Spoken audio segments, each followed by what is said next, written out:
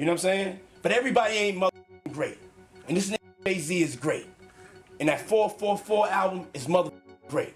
And if you don't listen to it, you're doing yourself a disservice. But especially to the black man. If you don't get that, you need that like you need the Bible and the Quran. I mean, if you got a problem with it, you gotta come see me. Take that, take that, take that. Jay Z 444. But I know that I saw Jay Z at the Diddy parties. All of them. I also saw Diddy, if I think about, at the Rock Nation brunch that I went to. I remember Diddy and Jay inseparable at the party. They just probably best friends. That Jay Z had this relationship with Coriana, and Coriana was literally young, vibrant. She appeared to be healthy, and then one day she just died. The woman running Jay Z's company used to traffic drugs. We know this. We know, allegedly, that Desiree was connected to the cartel or to the people who were killing people and selling drugs. Now, whether she was not or not. After Jason Lee dropped a bombshell about Beyonce and Jay Z's relationship with Diddy, fans are now more certain than ever that the Carters are far worse than Diddy. Now, you have to get the shoes though, because Jaguar Wright recently made headlines when she appeared on the Piers Morgan show and accused Jay Z of some serious things. Jason revealed that Jay Z's people have been calling him non-stop and seemingly pressuring him to defend Jay and Beyonce. However, Jason has now added even more fuel to the fire. And during a recent episode of his podcast, he brought up all the shady stuff about Jay Z that's been circulating online. Like the mysterious death of Jay's rumored mistress Kathy White, the conspiracy that Jay Z orchestrated the plot to eliminate Aaliyah, and rumors about Jay having relations with Foxy Brown when she was underage. Now this is a big deal because we all know Jay and Beyonce never address any rumors, and they've been real quiet during Diddy's scandal until Jaguar Wright did that Piers Morgan interview, and now that Jay Z got his people to reach out to Jason Lee before Jason even said anything about the whole situation, it really seems like the Carters are panicking big time, and Jason even had to put it out there that if he goes missing, people should remember Jay Z was trying to reach out to him. So is Jason ready to drop some actual receipts on the Carters and their connection to Diddy? And what exactly did Jay Z's people tell Jason in those phone calls? Let's break it down. I know you're watching, Jay Z, but you're calling me, so stop having people give me a call. Jason first clarified that he can't tell for sure if Jay Z attended those after parties or freak-offs, but he said he definitely saw Jad's regular parties multiple times. He also mentioned that these two have been close friends for years. You can call me yourself. You know how to get my number. You have people calling me. Call me yourself, because this is going viral right now. We need to be working together to tell our stories, but I'll tell you to the audience if I do come up missing all the calls I've been receiving about him. I told you guys I've seen Jay Z in the backyard. Jason then brought up all of these allegations and conspiracies about Jay's, including rumors about his alleged mistress Kathy White, who passed away in 2011 at the age of 28 allegedly from a brain aneurysm. Jay Z has also been connected to Diddy through long-standing allegations and conspiracies that we have all seen online, such as the one that says he cheated on Beyonce with Kathy Coriana White, who seemed healthy until her death, which became well known because when someone you know suddenly passes away, people begin to conjecture. The Jaguar Wright has stated that Kathy was Jay Z's pregnant mistress, who mysteriously passed away 24 hours after allegedly telling the world about their secret child. Jason has since stated that he cannot confirm or deny that Kathy was Jay's mistress, or that she was carrying his child when she passed away, but it's still intriguing that he chose to discuss this on his show. Jason also brought up Aaliyah and her mysterious death, pointing out that Dame Dash, Aaliyah's ex, recently made some intriguing remarks regarding it. Dame Dash, who was very close to Jay Z before Beyonce and Jay Z's lawyer arrived for Jaguar, is another someone criticizing him. In his recent comments on her explosive interviews, Dame claimed that some of the things she said were things he had considered and personally experienced, such as the claims that Jay Z was responsible for Aaliyah's 2001 fatal plane crash. He allegedly made these claims on the American New Network. Dame also talked about his ex's passing and about turning down a deal when Jay Z worked with R. Kelly for their best interests. Best of both worlds. Remember that thing dropped and then fell apart. And then that dropped a year after Aaliyah died. That's what you have to say when it came down to R. Kelly. There was a conversation had about the moralist, like it's morally wrong to do a project with someone that we know, my girl or anybody for that matter. So I do know that that conversation was had, and I was really surprised that he moved forward with that relationship, but I do know that when that project did come out, I didn't want any part of that project. I didn't want any of the money to go to Rockefeller or me. When it came to Rockefeller, it was around the time that Jay was trying to kind of separate himself from us, and he was saying that he didn't want to be a part anymore, and we resolved that issue with, look, if you want, cuz he wanted me to dilute, and he wanted Biggs to dilute, and I wasn't diluting because I know what I mean and what I do for business, and Biggs was ready to dilute, but our OG Deuce from St. Croix kind of stepped in and was like, that's not right. And that's how we resolved it. The way we resolved it was, yo, you keep all the money from that project. I don't want no parts of it. Be a best of both worlds, I suppose. I believe that homie needs to respond to some of the questions that have been raised about Aaliyah, because as someone who knew him, I'm curious about what people are saying about her. After all, I'm human, and when I look at things like this again, a lot of things are strange, so I'm thinking a lot. So I'm thinking, well, homie might, he was salty a little bit because he was trying to get at Aya, and I was trying to get at Aya. And I know that there are people who benefited from her death. For me, when I hear these conspiracies, I ask myself, how could they be that powerful that they could get a plane or someone crash a plane? Although I don't want to come out as underestimating others, I don't give individuals that kind of treatment. That's like, yo, that's the most illest gangster in Pablo Escobar. You could actually get a plane to crash, and then I hear a lot of rumors about me like I sacrificed her and some dumb like that, like I don't want to believe that, but it does make me think it through, so again in this moment, just because there's so much gray area on a legal level, not what I'm suspecting, but like now real. Or if it isn't real, people going to have to prove that it's not real, and it's a moment where I'm curious if any of that is true.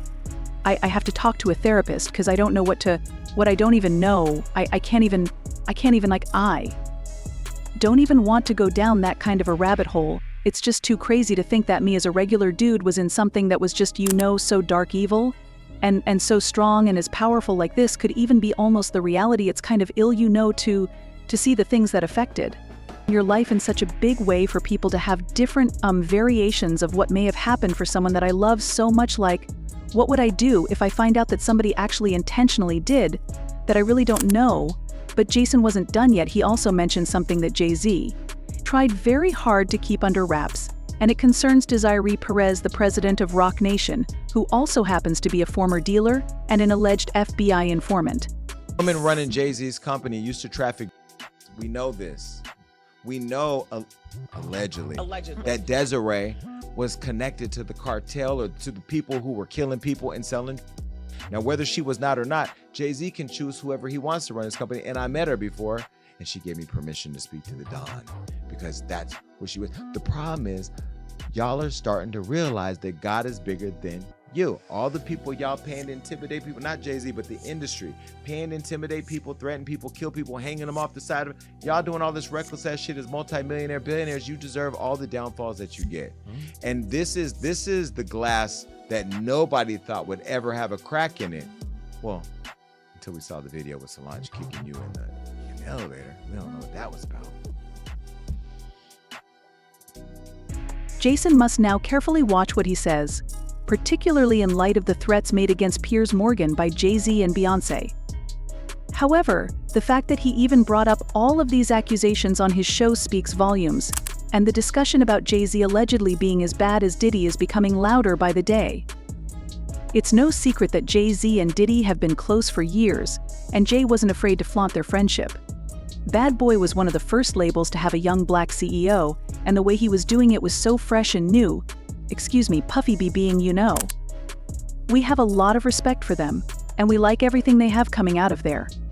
However, Jay Z's relationship with Diddy isn't the only shady thing he's been linked to over the years. He has been accused of a number of serious charges, ranging from sabotaging other black artists and black-owned businesses to cutting backroom deals with white label.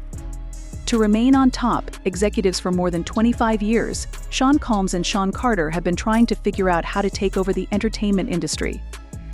They have been slithering away from relevant hip-hop communities for decades in order to gain control.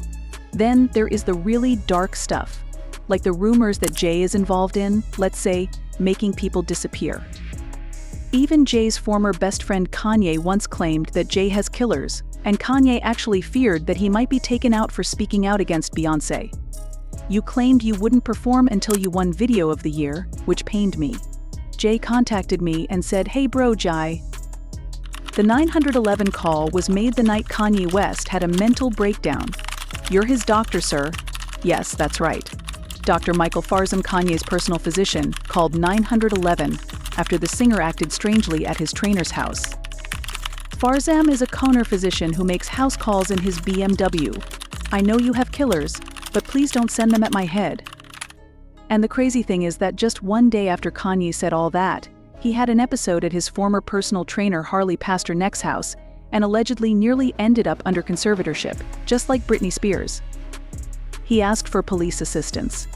"I'm just calling for myself and asking if we can have some police backup because," according to reports, the doctor told 911 that he needed help for a male with a mental illness.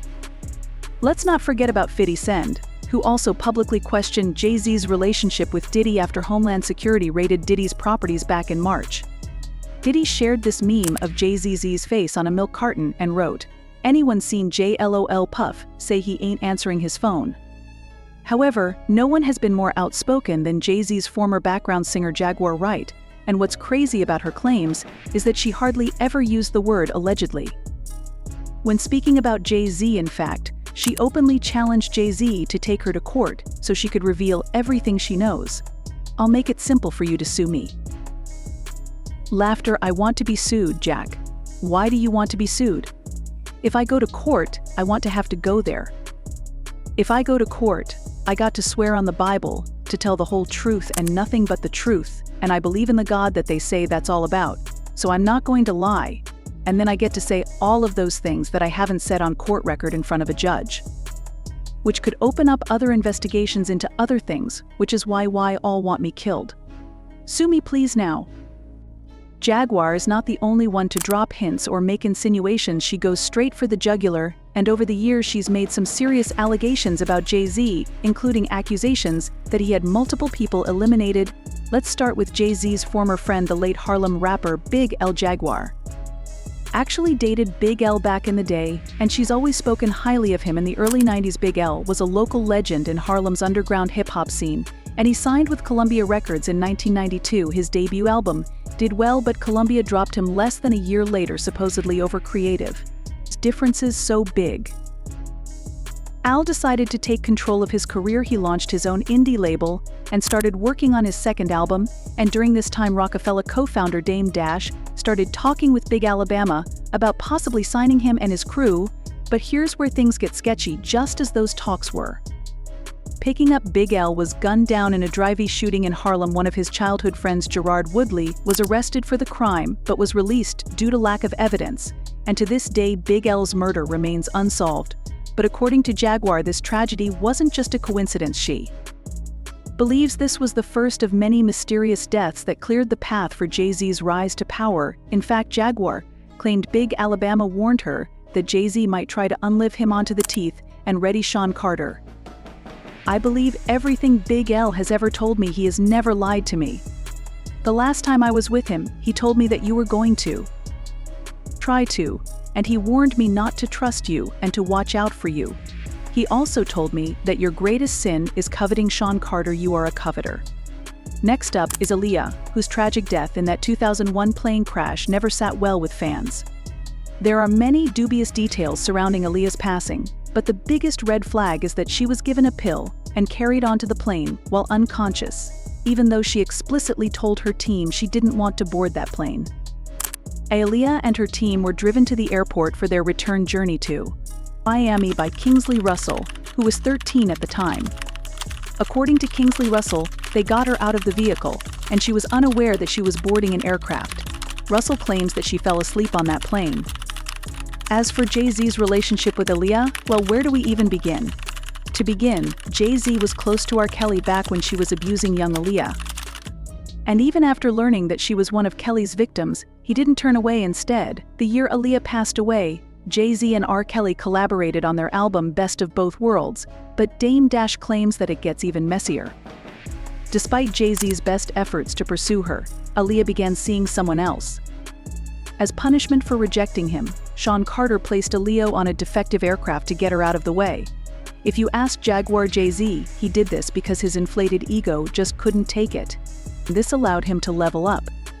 Following Beyonce, who was having difficulties, comes another young lady who was allegedly connected to Jay Z before mysteriously passing away with his supposed lover Kathy White. When you look at the timeline, it's difficult to ignore all the suspicious details. During 2010 and 2011, rumors about Jay's affair with Kathy were circulating online. Then, on August 28, 2011, Beyonce announced her pregnancy at the MTV VMAs.